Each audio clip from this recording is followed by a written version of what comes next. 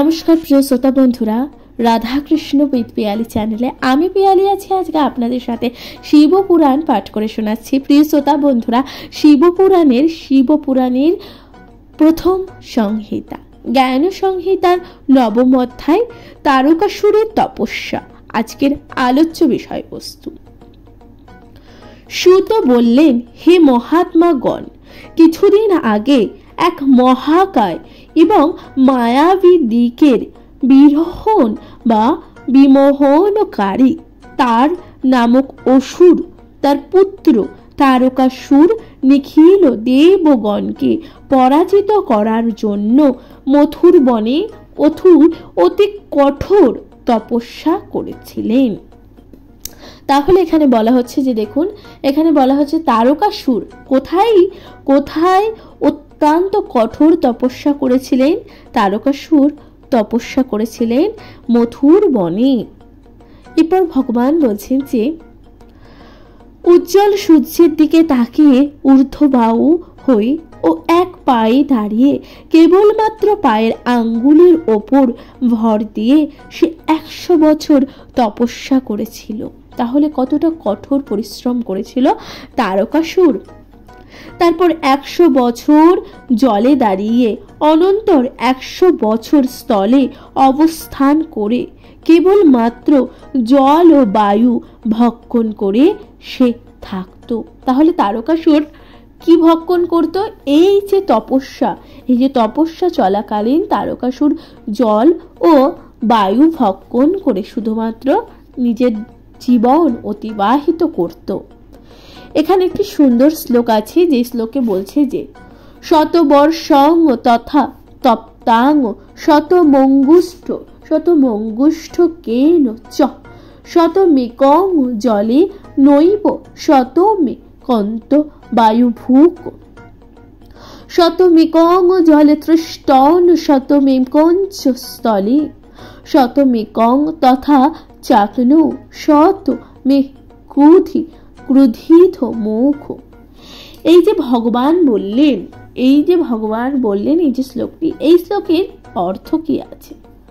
অর্থে বলা হচ্ছে যে সেই অসুর আবার 100 বছর অগ্নিমধ্যে স্থিতিপূর্বক 100 বছর আরোধন আরো মুখ হয়ে এবং আরো 100 বছর হাতের তলায় মাটি স্পর্শ করে তপস্যা করেছিলেন। তাহলে তারকাসুর কত কঠোর পরিশ্রম করেছিলেন ভগবানের সান্নিধ্য লাভ করবার জন্য। এইরূপ তপনুষ্ঠান করার পরে করতে করতে তার মাথা থেকে মহাতেজ উদ্গীরণ হতে লাগলো। সে তেজ দ্বারা দেবতাদের দগ্ধ প্রায় হয়েছিলেন। দেবরাজ ইন্দ্র ও ইন্দ্রত্ব বিনাশের অতি ভীত হয়েছিল। তখন দেবগণ অত্যন্ত দুঃখ প্রাপ্ত হয়ে মনে মনে চিন্তা করতে লাগলেন, ঈশ্বর বুঝি অকালে ব্রহ্মাণ্ড সংসার করবেন। তারা আরো বুঝতে পারলেন যে সেই অসুর ব্রহ্মার উদ্দেশ্যে অতি কঠোর তপস্যা করছে। তাহলে এই যে তারকাসুর কার জন্য তপস্যা করছিলেন? ব্রহ্মার জন্যে। সেই তপস্যা ব্রহ্মা যদি তাকে বর প্রদান করে তাহলে সর্বলোকের বিনাশ হবে। বরদান করলে ক্ষতি অবশ্য হবে, তবে বহু পরে। এক্ষেত্রে তাকে ব্রহ্মার বর দেওয়া দরকার। এক্ষেত্রে তাকে ব্রহ্মাদেবের বর দেওয়া অত্যন্ত প্রয়োজন। দেবতারা এই সমস্ত বিষয় অবিলম্বে ব্রহ্মাকে জানালেন। ব্রহ্মা তখন অসুরকে বরদান করবার জন্য হংসের উপর চড়ে চললেন সেই স্থানে যেখানে তারকাসুর তপস্যা করছিল। গিয়ে বললেন, তোমার কঠোর তপস্যায় তুষ্ট হয়েছি, এখন তুমি বর প্রার্থনা করো অসুররাজ। এই কথা কে বললেন? ব্রহ্মাদেব। তারকাসুর ব্রহ্মাকে প্রণাম পূর্বক বললেন, হে পিতামহ, হে পিতামহ, যদি যদি আপনি আমার প্রতি প্রসন্ন হয়ে থাকেন তাহলে আমাকে দুটি বর দান করুন। তারকাসুর কি বললেন, যদি আপনি আমার প্রতি প্রসন্ন হন তাহলে আমাকে দুটি বর দান করুন। প্রথম বরটি কি ছিল? প্রথমে ছিল, আপনার সৃষ্ট এই লোক আমার তুল্য বলবান কি যেন কেউ না হয়, এবং শিব ও বীর্য থেকে উৎপন্ন পুত্র ছাড়া অন্য কারোর হাতে আমার যেন মৃত্যু না হয়। এই যে বরদান প্রথমে বলল কে? তারকাসুর। এই যে বর প্রার্থনা করল ব্রহ্মাদেবের কাছে, তাহলে শিব ও পুত্রের হাতে তারকাসুরের মৃত্যু হওয়ার কথা বলেছেন। ব্রহ্মা তথাস্তু বলে বরদান করলেন। তাহলে ব্রহ্মা তখন কি করলেন? তথাস্তু বললেন এবং সেই বর দান করলেন তারকাসুরকে। তখন সেই অসুর তপস্যাবদ্ধ করে শোণিতপুরে চলে গেলেন। সেখানে অন্যান্য অসুরেরা তাকে রাজা করে সিংহাসনে বসালেন। তখন কি হলো? অন্যান্য যে অসুরেরা ছিল তখন তাকে রাজা হিসাবে মেনে নিলেন এবং রাজ সিংহাসনে বসালেন। এরপর সেই দুরাত্মা তারকাসুর ব্রাহ্মণ, ক্ষত্রিয়, বৈশ্য ও ত্রিভুবনে সমস্তদের অত্যন্ত পীড়া দিতে লাগলেন। তখন সেই ব্রহ্মাদেবের বরদানে বলিয়ান হয়ে তারকাসুর সমস্ত নিরীহ মানুষ, ব্রাহ্মণ, ক্ষত্রিয়, বৈশ্য, শূদ্র সকল মর্ত্যবাসীর উপর নির্মমভাবে নির্যাতন করতে লাগলেন ও পীড়া দিতে লাগলেন। তখন ইন্দ্র ভীতিবশত তাকে উচ্চশ্রয় বা অর্শ, ধর্ম, একটি রত্নমণ দণ্ড ও কুবের তাকে একটি গদা এবং 9টি নিধি দান করলেন। সমুদ্র তাকে রত্নদান করেছিলেন। সমুদ্রদেবও তাকে রত্নদান করেছিলেন। তার রাজ্য প্রতিদিন চন্দ্রের উদয় হতো এবং সব সময় অনুকূল বাতাস বইত। সেই অসুরের প্রচন্ড দাপতে দেবতা, ঋষি এবং কিন্নরগণও তার সেবায় নিযুক্ত থাকতেন। এইভাবে বহুকাল কেটে গেল। এইভাবে কি হলো? বহুকাল কেটে গেল। এই যে তারকাসুরের অত্যাচারে দেবতা, কিন্নর এবং ঋষিরাও পর্যন্ত ভয়ে সন্তুষ্ট থাকত কখন কি হয়, এবং আবহাওয়া সবসময় তার রাজ্যে প্রতিকূলভাবে চলমান থাকত। পরে পীড়িত দেবগণ মিলিত হয়ে ব্রহ্মার শরণাপন্ন হলেন। তখন কি হলো? পরে যে এই যে পীড়িত, এই যে সকল দেবতারা বারবার পীড়িত হচ্ছিল, এরা তখন ব্রহ্মাদেবের কাছে শরণ নিলেন। ব্রহ্মাদেবকে বললেন, ব্রহ্মা সমীপে দেবগণ আগমন। এখানে কি হচ্ছে দেখুন, এখানে আলোচ্য বিষয় হচ্ছে ব্রহ্মা সমীপে দেবগণ আগমন, অর্থাৎ ব্রহ্মার কাছে তখন দেবতারা আসলেন। দেবগণের বিষণ্ণ বদন দেখে এবং তাদের কাছ থেকে তারকাসুরের সমস্ত বৃত্তান্ত শুনে ব্রহ্মা তখন কি বললেন? তারকাসুরকে নাশ করার উপায় আমি তোমাদের বলছি, শোনো। তাহলে তারকাসুরকে বধ করবার জন্য এই যে উপায় আমি তোমাদের বলছি। ব্রহ্মাদেব তখন এই কথা দেবতাদের বললেন। এবার এই যে উপায়টি কি আছে? উপায়টি হচ্ছে, শিব ও বীর্য থেকে উৎপন্ন পুত্র তাকে বিনাশ করবে। শিবের সঙ্গে উমার মিলন ঘটিয়ে এ কাজ করো।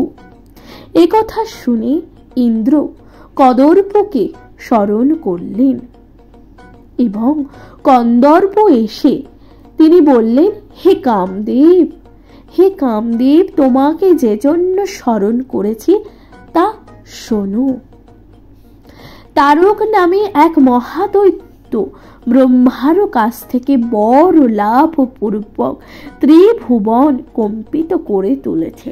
তাহলে কামদেবকে তখন ডাকা হলো, তখন কামদেবকে বলা হচ্ছে এই যে ব্রহ্মাদেবের বরে এক তারকাসুর নামক এক অসুর যে ত্রিভুবনকে নিজের দাপটে কম্পন করে তুলছে।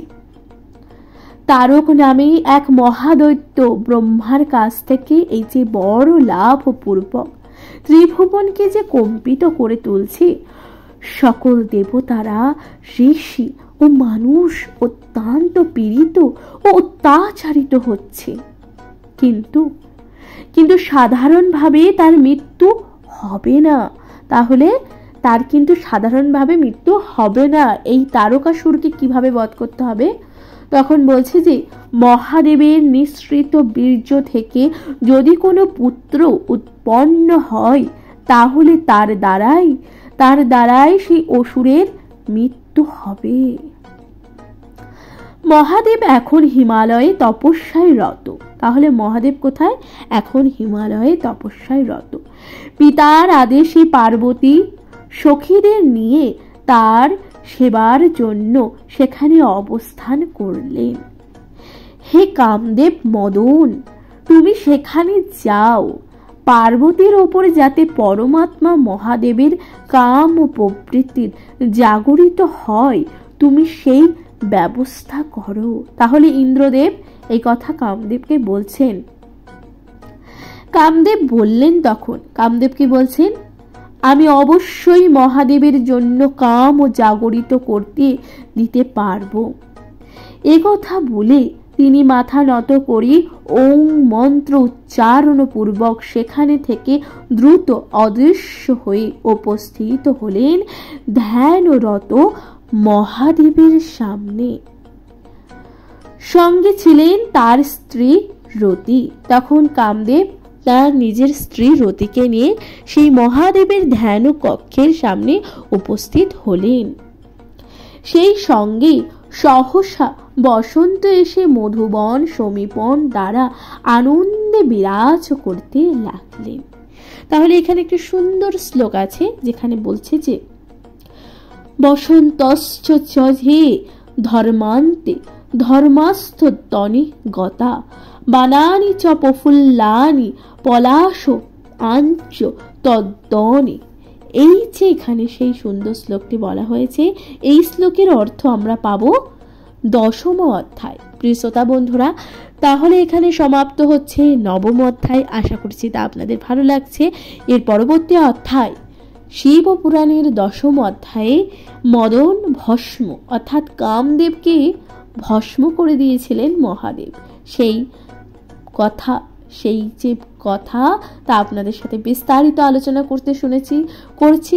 আশা করছি তা আপনাদের ভালো লাগবে। শুনতে থাকবেন শিব পুরাণ। কমেন্টে লিখতে ভুলে যাবেন না। হর হর মহাদেব।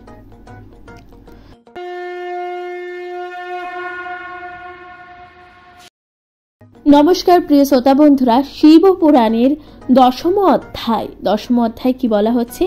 মদন ভস্ম অর্থাৎ কামদেবকে এখানে মহাদেব ভস্ম করেছেন, সেই যে তাৎপর্য ব্যাখ্যা যা আপনাদের সাথে পাঠ করে শোনাতে চলেছি। তাহলে এখানে বলা হচ্ছে যে অকাল বসন্তের আগমনে বন সমূহ প্রফুল্লত হয়ে আর সেই বনে তখন পলাশ অম্র অশোক বৃক্ষগুলি ফুলে ফুলে ভরে উঠল। এই যে কামদেব যেখানে থাকে সেখানে কি বিরাজ করে? বসন্ত। কারণ কামদেবের প্রিয় ঋতু হচ্ছে বসন্ত। যেহেতু সেখানে অকাল বসন্ত এসে উপস্থিত হয়েছিল, তাই সারা জগৎ অর্থাৎ সেই যে হিমালয় সুন্দর করে পুষ্পে সেজে উঠেছিল। সেখানে কি কি পুষ্প ছিল? সেই বনে ছিল পলাশ অম্র অশোক বৃক্ষগুলি ফুলে ফুলে ভরে উঠেছিল। সহসা অশোক প্রসব করিল বসন্তী ফুল ভরা, তার সঙ্গে অঙ্গে শাখায় শাখায় পাতা যে ধরে না আর।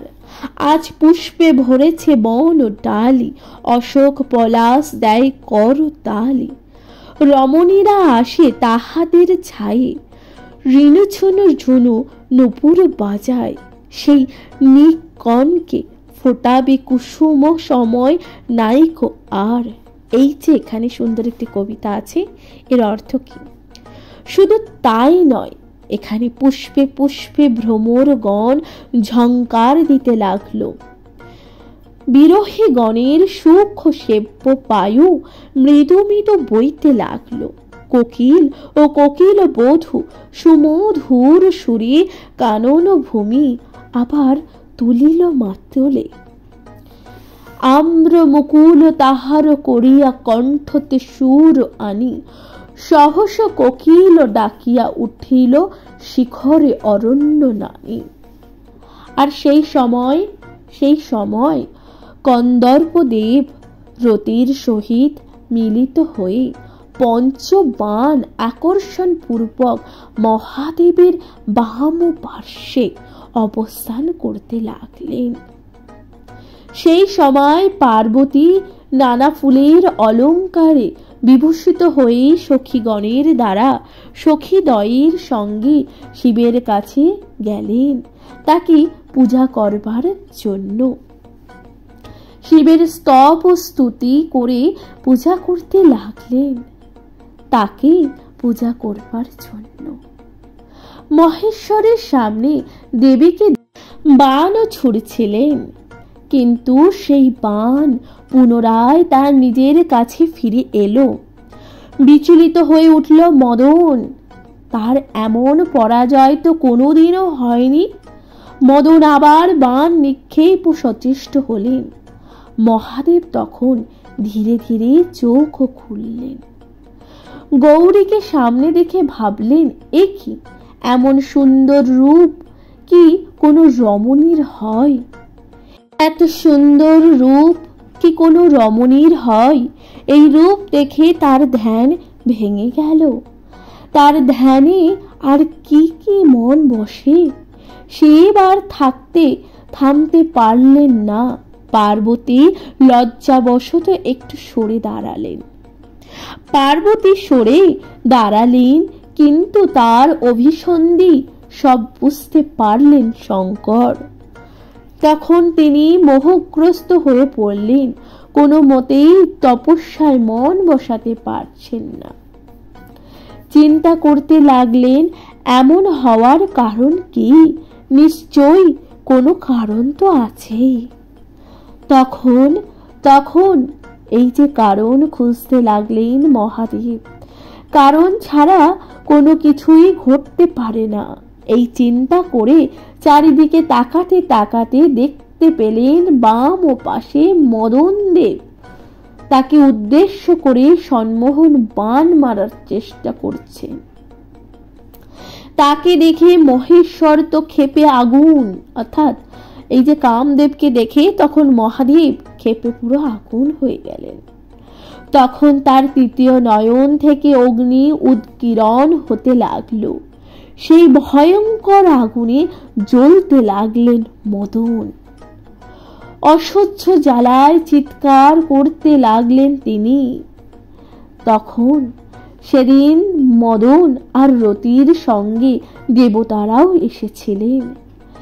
শিবের সেই ক্রোধ দেখে তারা চিৎকার করে বলতে লাগলেন, রক্ষা করুন প্রভু, রক্ষা করুন প্রভু, হে মহেশ্বর আপনি ওকে রক্ষা করুন। তখন দেবতারা একথা বলতে লাগলেন, কিন্তু ততক্ষণে মদন দেব পুড়ে ছাই হয়ে গেলেন। মদনের মৃত্যু দেখে দেবতারা অত্যন্ত দুঃখিত হলেন। মহেশ্বর সেই আশ্রম ছেড়ে রাগে অন্যত্র চলে গেলেন। পার্বতীও তার সখীদের সাথে পিত্রালয়ে গমন করলেন। দেবতারা হতভম্ব। মদনের স্ত্রী রতি কান্নায় ভেঙে পড়লেন এবং মাটিতে গড়াগড়ি দিতে লাগলেন। তখন মদনের স্ত্রী রতি কান্নায় ভেঙে পড়লেন এবং তখন কি করলেন? মাটিতে গড়াগড়ি দিতে লাগলেন। প্রিয় শ্রোতা বন্ধুরা, তাহলে এখানে সমাপ্ত হচ্ছে 10ম অধ্যায়। আশা করছি তা আপনাদের ভালো লাগছে। এর পরবর্তী অধ্যায় অর্থাৎ 11দশ অধ্যায় রতি বিলাপ। রতি বিলাপে কি বলছেন রতিদেবী কি বলছেন, কি বিলাপ করছেন কামদেব অর্থাৎ মদন দেবের মৃত্যুটা নিয়ে। আশা করছি তা আপনাদের সাথে পাঠ করে শোনাতে চলেছি এবং আপনাদের তা ভালো লাগবে। প্রিয় শ্রোতা বন্ধুরা, শুনতে থাকবেন শিবপুরাণ। কমেন্টে লিখতে একদমই ভুলে যাবেন না। হর হর মহাদেব।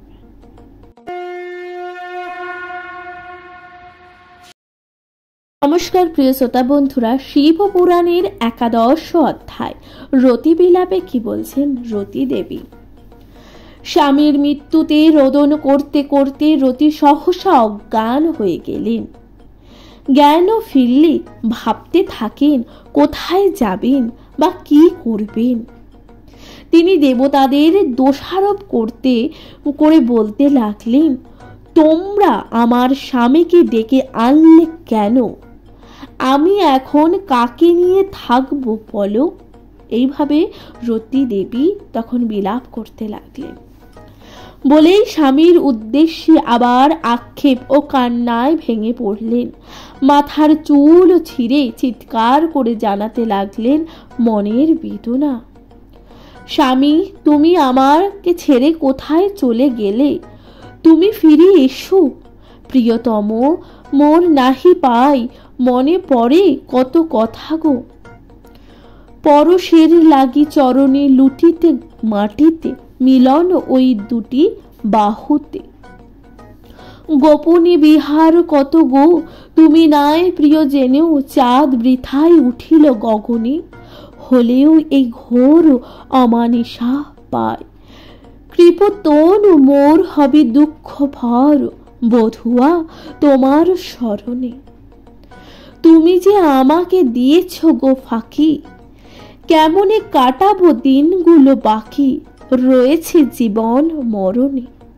এইভাবে বিলাপ করতে লাগলেন দেবী রতি।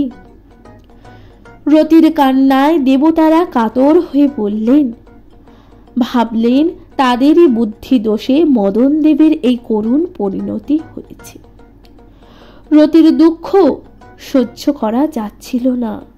তখন নানা চিন্তায় পড়ে গেলেন তারা। শিবের কাছে গেলেন দেবতারা। সেখানে গিয়ে শিবের বহু স্তব স্তুতি করতে লাগলেন। তারপর বললেন, হে প্রভু, কামদেব তার নিজের জন্য এই কাজ করেননি, তারকাসুরকে বিনাশ করার জন্যই এমন কাজ তিনি করেছেন। আমরাই তাকে এই কাজ করতে বলেছি। এই কথা দেবতারা তখন মহেশ্বরকে বললেন। এখন তার স্ত্রী রতি বিলাপ করছেন, হে শঙ্কর, হে শঙ্কর, আপনি তার প্রতি প্রসন্ন হন। তখন শঙ্কর প্রসন্ন চিত্রে বললেন, যা হওয়ার তা হয়ে গেছে। তবে যে পর্যন্ত রুক্মিণী পতি কৃষ্ণ দ্বারকায় পুত্র উৎপাদন না করে, ততকাল মদন অনঙ্গ অর্থাৎ দেহহীন অবস্থান করবে। তারপর রুক্মিণী দেবীর গর্ভে মদন পদ্মগ্ন নামে জন্মাবে। শঙ্করাসুর তাকে গ্রহণ করবে এবং সমুদ্রের মাঝখানে নগরে নির্মাণে নিয়ে যাবে। সেই নগরে এখন রতি সুখে অবস্থান করুক। পরে কামের সঙ্গে মিলন হবে তার।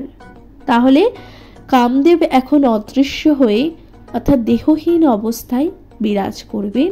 পরে যখন রুক্মিণী দেবীর গর্ভে মদন দেব পুনরায় আবার জন্মগ্রহণ করবে, ততক্ষণ অবধি দেবী রতি সেখানে যাক, সেখানে গিয়ে অবস্থান করুক এবং পরে কামের সঙ্গে আবার তার মিলন হবে। এই কথা ভগবান বললেন এবং তাকে সেই আশ্বাস দিলেন।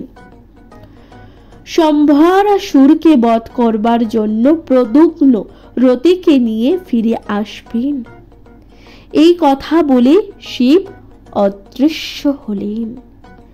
দেবতারা পরে রতির কাছে এসে মহাদেবের এই যে ভবিষ্যৎবাণী সকল বলে তাকে আশ্বস্ত করলেন। তারপর দেবী রতি সেই সম্বরাসুরের নগরে গিয়ে স্বামীর জন্য প্রতীক্ষা করতে লাগলেন। তারপর দেবী রতি সেই যে শম্বরাসুরের রাজ্যে গিয়ে প্রতীক্ষা করতে লাগলেন কামদেবের জন্য। প্রিয় শ্রোতা বন্ধুরা, তাহলে এখানে সমাপ্ত হচ্ছে শিবপুরাণের 11 অধ্যায়। আশা করছি তা আপনাদের ভালো লাগছে।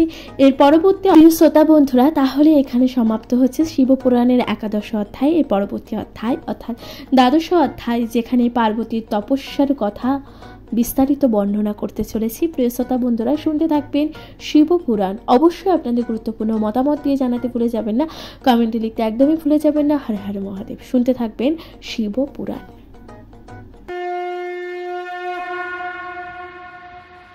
নমস্কার প্রিয় শ্রোতা বন্ধুরা, শিবপুরাণের 12 অধ্যায় পার্বতীর তপস্যা কি বলছেন ভগবান। এরপর পাঠক পাঠিকাগণ ফিরে চলুন বহুদিন পূর্বের শিব ও সতীর সংসারে।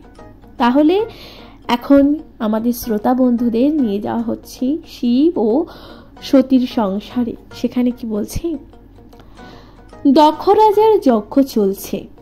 সেদিন সতী প্রতিনিন্দা সহ্য করতে না পেরে দক্ষের যজ্ঞাগারের প্রাণ ত্যাগ করলেন। তারপর জন্মগ্রহণ করলেন হিমালয়ের কন্যা রূপে। তার নাম হলো পার্বতী। ক্রমে পার্বতী বড় হয়। তিনি পুনরায় শিবকে পতিরূপে পাওয়ার জন্য আশায় দুজন সখীর সঙ্গে শিবের সেবার জন্য হিমালয়ে গমন করলেন। সেখানে মদন দহনের ব্যাপারে লক্ষ্য করে ফিরে এলেন পিত্রালয়ে। ব্যর্থ মন হয়ে উঠেছে হাহাকার। পিত্রালয়ে ফিরে এসে কি করবেন আর কি করবেন না তা ভেবে পাচ্ছিলেন না পার্বতী। সর্বদা শিবগত প্রাণা হয়ে শিবের চিন্তায় কাতর হয়ে উঠছিলেন। তাহলে দেবী পার্বতী শিবের কথা চিন্তা করতে করতে একেবারে অস্থির হয়ে উঠছিলেন।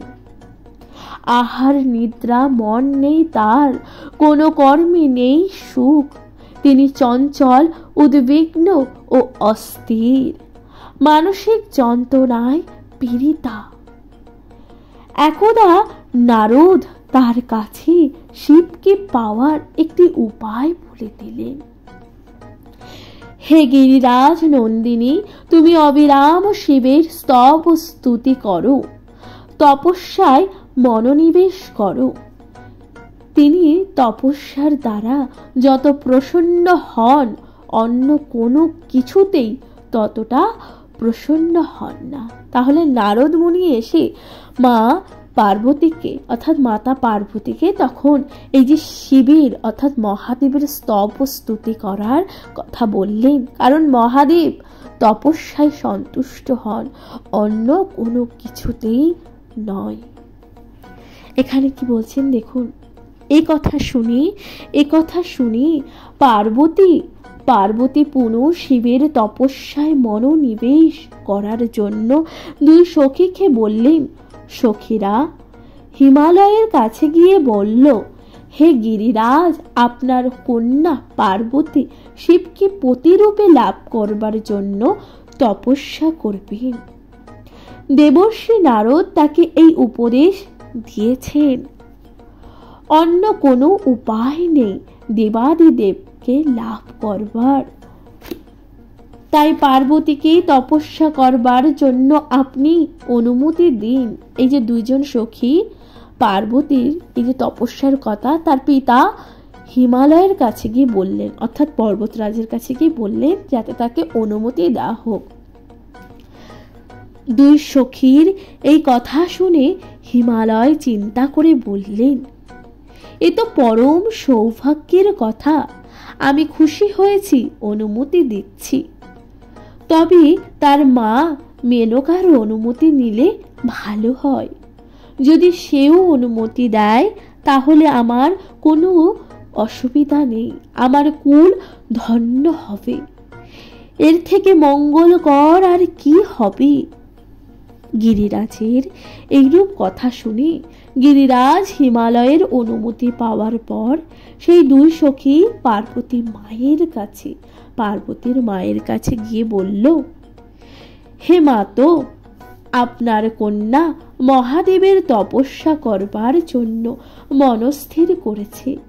গিরিরাজ তাতে সম্মত হয়েছেন। এখন আপনার মতামত, অর্থাৎ এখন আপনার অনুমতি পেলেই উমা বাসনা পূরণ হয়। তখন মেনকা বিশেষ দুঃখিত হয়ে পার্বতীকে ডেকে বললেন, উমা, তুমি পূর্বজন্মে বহু তপস্যা করেছিলে, তাই আমাদের কন্যা রূপে জন্মেছ। তখন কি বলছেন দেখুন, তখন বলছেন যে এখন আমার কিসের অভাব? তপস্যা করতে যাবে কোথায়? সকল দেবতারাই তো এখানেই তো সকল তীর্থ।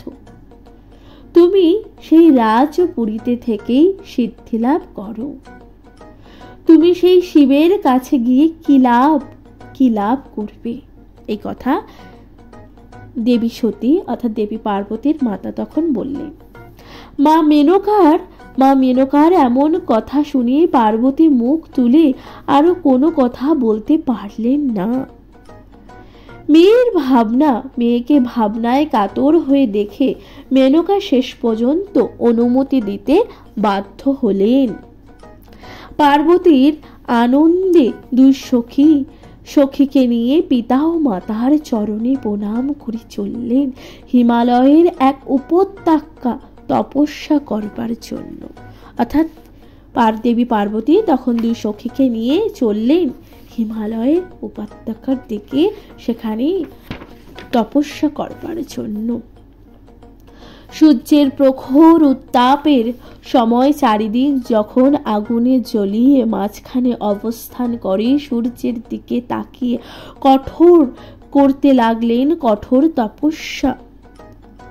বর্ষার সময় ভিজে মাটিতে বসে, শীতের সময় কনকনে ঠান্ডায় জলে বসে, আবার অর্ধ নির্মগ্ন হয়ে দাঁড়িয়ে তপস্যা করতে লাগলেন দেবী পার্বতী। এত কঠোর পরিশ্রম করলেন। এভাবে তপস্যা করার কালে তিনি যেখানে কিছু গাছ লাগিয়েছিলেন, প্রতিটি গাছ প্রতিদিন জল দিতেন। ক্রমে সেই গাছ বড় হয়ে ফল দিতে শুরু করে। সেই সব ফল তিনি অতিথিদের সেবা করাতে লাগলেন পার্বতীর সখীদ্বয়। শীত গ্রীষ্ম কোনো দিকেই ভ্রুক্ষেপ না করে তিনি দুষ্কর সাধনা করতে লাগলেন। মুনি ঋষির উমার তপস্যায় স্তম্ভিত হয়ে গেলেন। তারা ভাবতে লাগলেন, এমন দুষ্কর সাধনা আমাদের দ্বারা তো সম্ভব হবে না। ইনি দেব কন্যা বলে সম্ভব হয়েছে। তাই পুষ্পার্ঘ অঞ্জলি দিয়ে চললেন তারা। পার্বতীর আশ্রমে যেসব হিংস্র পশু পাখি সিংহাদি ছিল, তারা তার তপস্যার ফলে হিংসা ভুলে গেলেন। তখন তারা কেউ তার কাছে কাউকে পীড়া দিতে লাগলেন না। কালক্রমে সেই হিমালয় শৃঙ্গ গৌরী তীর্থ নামে খ্যাত হলো। প্রিয় শ্রোতা বন্ধুরা, তাহলে গৌরী তীর্থ আসলে কি? গৌরী তীর্থ যেখানে দেবী পার্বতী তপস্যা করেছিলেন, এবং সেই তপস্যা কি জন্য ছিল? সেই তপস্যা ছিল মহাদেবকে পাওয়ার জন্য, অর্থাৎ মহাদেবকে পতিরূপে পাওয়ার জন্য। সেই সময় দেবতারগণ ও দেবর্ষি নারদ মহাদেবের কাছে গিয়ে তার স্তব ও স্তুতি করতে লাগলেন। তারপর বললেন, হে দেবাদিদেব মহেশ্বর, হিমালয় কন্যা পার্বতী কি নিদারুণ তপস্যা করছে, দেব দানবকে দুর্লভ সেই তপস্যা। তখন দেবতারা মহাদেবের কাছে গিয়ে বললেন, দেখুন প্রভু যে হিমালয়ের পুত্রী কত কষ্ট করে তপস্যা করছে, দেবতা তথা দানবদেরও সেই তপস্যা করতে পারবে না। আপনি তার প্রতি সন্তুষ্ট হয়ে তাকে ফল দান করুন। এই কথা শুনে মহেশ্বর বললেন, দেবগণ দুষ্কর তপস্যা করে আমাকে দেখতে পায় না, আমি কিন্তু সেই গিরি নন্দিনীকে সর্বদা সামনেই দেখেছি। সেও আমাকে সম্মুখভাবে অবস্থান করিয়ে রেখেছে। আমি তার তপস্যায় বশীভূত। আপনাদের হিতকর বাক্য আমি অবশ্যই পালন করব। আপনারা নিজ নিজ স্থানে প্রত্যাগমন করুন। তখন মহাদেব কি বললেন? মহাদেব তখন বললেন, এই যে দেবী সতী অর্থাৎ দেবী পার্বতী যে কঠোর তপস্যা করেছেন তা আমি উপলব্ধি করতে পারছি এবং আমি তা প্রত্যক্ষ করছি এবং আমি আপনাদের কথায় সম্মত। আমি দেবীর সতী দেবী পার্বতীর এই যে তপস্যায় বশীভূত অত্যন্ত সন্তুষ্ট হয়েছি। এই যে আপনাদের হিতকর বাক্যের জন্য অত্যন্তই ধন্যবাদ। ভগবান অর্থাৎ মহাদেব তখন বাকি দেবতাদের বললেন এবং তাদেরকে নিজ নিজ স্থানে প্রস্থান করতে বললেন। প্রিয় শ্রোতা বন্ধুরা, তাহলে এখানে সমাপ্ত হচ্ছে শিবপুরাণের 12 অধ্যায়। আশা করছি তা আপনাদের ভালো লাগছে। শিবপুরাণ আপনাদের কেমন লাগছে অবশ্যই আপনাদের গুরুত্বপূর্ণ মতামত দিয়ে জানাতে ভুলে যাবেন না। চ্যানেলে প্রথমবার শুনে থাকলে অবশ্যই চ্যানেলটিকে সাবস্ক্রাইব করে দেবেন, লাইক কমেন্ট শেয়ার করে পাশে থাকবেন। প্রিয় শ্রোতা বন্ধুরা, তাহলে আজকের মতো জানাচ্ছি এখানে বিদায়। ভালো থাকবেন, সুস্থ থাকবেন তথা শিবপুরাণ অবশ্যই শুনতে থাকবেন এবং কমেন্টে লিখতে একদমই ভুলে যাবেন না। হর হর মহাদেব।